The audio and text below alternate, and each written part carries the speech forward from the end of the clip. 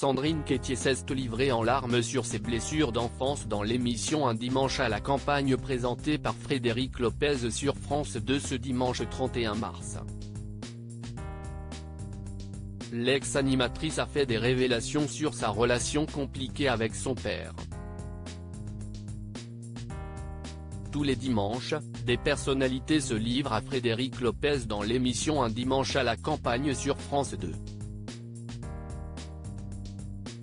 Ce dimanche 31 mars, l'ancienne animatrice de TF1 Sandrine Quétier, le chanteur Eddie de Pretto et l'ex-danseuse étoile Aurélie Dupont ont partagé un week-end au vert avec l'animateur.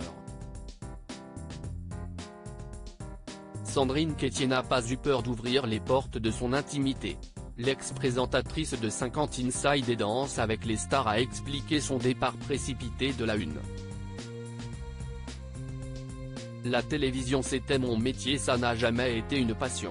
C'était un moyen très agréable, très sympathique de gagner ma vie, a-t-elle justifié sa décision de mettre un terme à sa carrière sur le petit écran.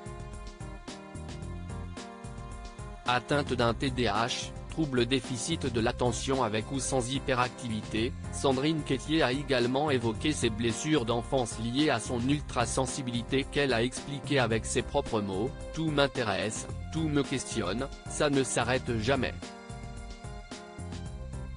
Sandrine Quétier se confie sur ses blessures d'enfance dans Un dimanche à la campagne. Je me sentais décevante dans Un dimanche à la campagne. Sandrine Quétier est revenue sur son éducation très stricte.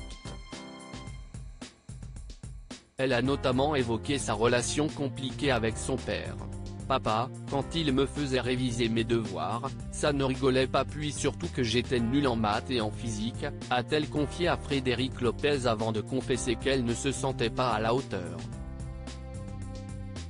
« J'imaginais que si je faisais les choses bien comme on me demandait, c'était comme ça qu'on pouvait être aimé. Je me sentais décevante et pas intéressante surtout, et pleine de vide », a-t-elle avoué les yeux remplis de larmes. Sandrine Quétier a quitté ses parents pour s'installer à Paris avant ses 18 ans finalement. Sandrine Quétier s'est rebellée. « J'ai raccompagné une copine au bout de la rue et je ne suis pas rentrée. J'ai erré et puis je suis rentrée au petit matin. Mon père a eu l'intelligence en rentrant de me dire « Qu'est-ce ce qui ne va pas? Pourquoi tu as fait ça ?» S'est-elle souvenue du jour où elle a décidé de quitter le domicile familial et de rejoindre la capitale pour prendre un petit peu de distance.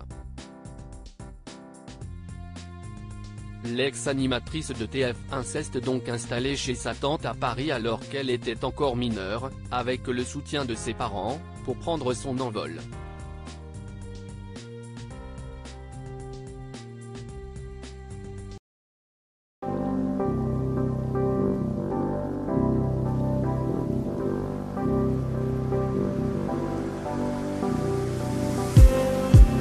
Just need